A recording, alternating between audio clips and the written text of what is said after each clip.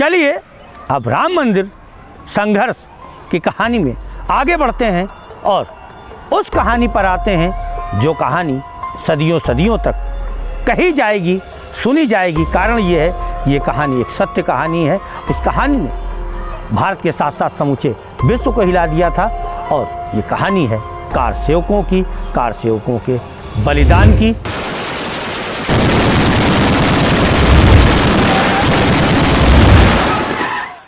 राम मंदिर आंदोलन के लिए भाजपा और विश्व हिंदू परिषद लगातार लगी रही और उनके वरिष्ठ नेता लालकृष्ण आडवाणी और अशोक सिंघल सरीखे नेता बराबर लगे रहे। इन दोनों नेताओं के द्वारा कार सेवा का आह्वान किया गया और अयोध्या में कार सेवा आरंभ की गई। भाजपा के वरिष्ठ नेता लालकृष्ण आडवाणी और विश्व हिंदू परिषद के नेता अशोक सिंघल के आह्वान पर लाखों हिंदू अयोध्या में इकट्ठा होने लगा।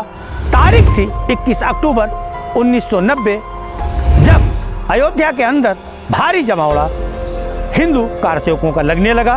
कार सेवक लगातार अयोध्या में इकट्ठा हो रहे थे, उनकी संख्या लाखों में पहुंच रही थी। दूसरी ओर तत्कालीन समाजवादी पार्टी की सरकार, जिसके मुखिया मुल्ला मुलायम सिंह उर्फ मुलायम सिंह यादव थे, वो भी मुस्तैदी से लगे हुए थे।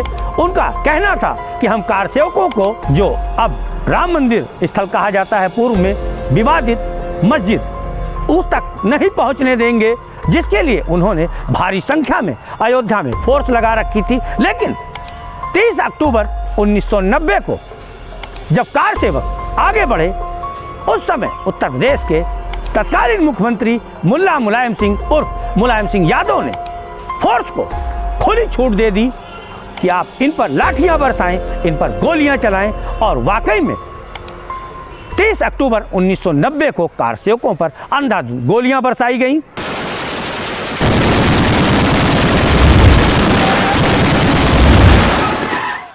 बहुत पुराने लोग कहते हुए नजर आते हैं जिन्होंने इस मंजर को देखा और सुना था। उनका कहना था कि लगातार मुल्ला मुलायम सिंह उर्फ मुलायम सिंह यादव के निर्देश पर निहत्थे कार सेवकों पर गोलियां बरसाई जा रही थीं और उसके साथ साथ लाठियां बरसाई जा रही थीं।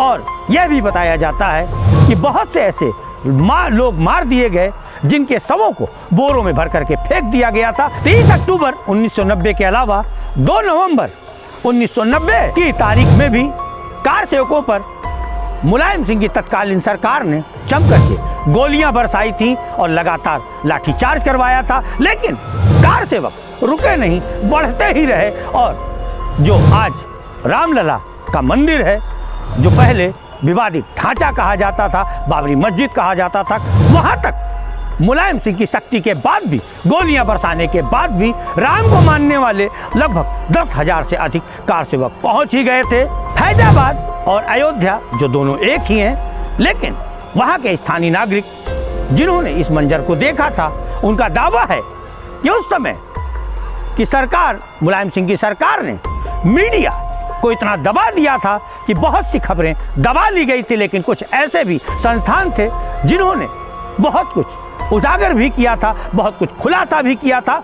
और यह भी कहा जाता है कि मुल्ला मुलायम सिंह उर्फ मुलायम सिंह यादव कार सेवकों पर गोली चलवा करके अपने आप को धन्य मानते थे। कारण ये था कि वो एक तरफा मुसलमान बिरादरी को अपना बनाना चाहते थे। और उसी का नतीजा है कि आज भी जब उत्तर प्रदेश में विधानसभा के चुनाव होते हैं तो सबसे ज्यादा मुस्लिम समाज का वोट समाजवादी पार्टी को ही मिलता है। 2 अक्टूबर 1990 को जब दोबारा कार सेवक निकले और उन पर गोलियां चलाई गई, तो उस समय की घटना के बारे में जो पुराने लोग हैं और कुछ मीडिया रिपोर्ट्स हैं, वो बताते हैं कि कोलकाता से आए शरद कोठारी जब लाठीचार्ज होने लगा तो एक कमरे में घुस गए।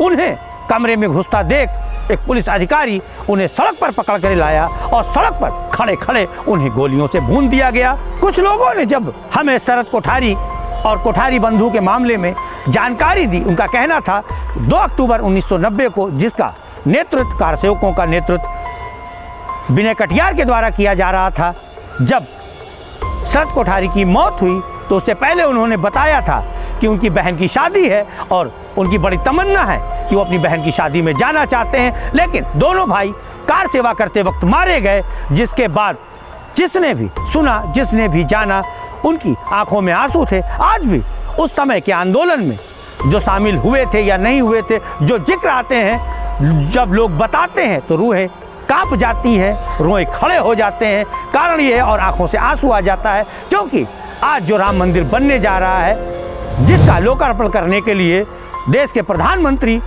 आगामी 22 जनवरी को हमारे राम की नगरी में आने वाले हैं, उस राम मंदिर के लिए कितने लोगों ने क्या क्या बलिदान दिए हैं, क्या क्या त्याग किए हैं, ये शायद बहुत कम लोग जानते हैं। इसीलिए हमारा फर्ज है कि हम आप सभी तक ये बात पहुंचाएं। 30 अक्टूबर और 2 नवंबर को निहत्थे कार सेवकों पर गोली चलवाना तत्कालीन उत्तर प्रदेश के मुख्यमंत्री मुल्ला मुलायम सिंह उर्फ मुलायम सिंह यादव को भारी पड़ गया। 1991 में उन्हें अपनी गद्दी से हाथ धोना पड़ा और वह चुनाव हार गए और सरकार बनी भारतीय जनता पार्टी की। 30 अक्टूबर 1990 और 2 अक्टूबर 1990 को कार सेवकों में शामिल कुछ ऐसे भी लोग थे जो बहुत बुरी तरह से घायल हुए थे और बच गए थे। उनके नाम भी आपके सामने हैं। आंकड़े बताते हैं कि 30 अक्टूबर 1990 और 2 नवंबर 1990 में जो कार सेवकों पर गोली चली थी, लाठीचार्ज हुआ था, उनमें कुछ लोग बचे भी थे जिनका इलाज हुआ था। हालांकि वो गंभीर रूप से घायल हुए थे, जिनकी सूची बनी थी, जिसमें सबसे पहला नाम शामिल था ओडिशा के संग्राम केसरी महापात्र का, सुनील कुमार का, और सुल्तानपुर के राजनारायण सिंह का, पटेल नगर दिल्ली से आए हुए विश्वजीत का, बदायूं के राम बहादुर का, और आसनसोल से कार सेवा में शामिल होने आए हुए अभय कुमार का रहा है। तो ये कहानी थी कार सेवकों की, उन कार सेवकों की जिन्होंने आज जो वर्तमान समय में मंदिर बन चुका है, उसका लोकार्पण होने वाला है, उसके लिए जो बलिदान दिए थे, वो उनकी कहानी थी। फिलहाल यहीं पर इस खबर को देते हैं विराम, लेकिन अगले भाग में हम आपको बताएंगे 6 दिसंबर की कहानी और उससे जुड़े कई रोचक तथ्य। फिलहाल अगर आपने अभी हमारे चैनल को सब्सक्राइब नहीं किया है तो सब्सक्राइब कर लें। अगर आप हमारे अखबार की खबरें हमेशा पढ़ना चाहते हैं तो www.janexpresslive.com पर जाकर आप हमारे अखबार की खबरों को भी पढ़ सकते हैं, और जन एक्सप्रेस फाइटर जी कहीं डिजिटल के प्लेटफॉर्म को आप सब्सक्राइब भी कर सकते हैं। नमस्कार।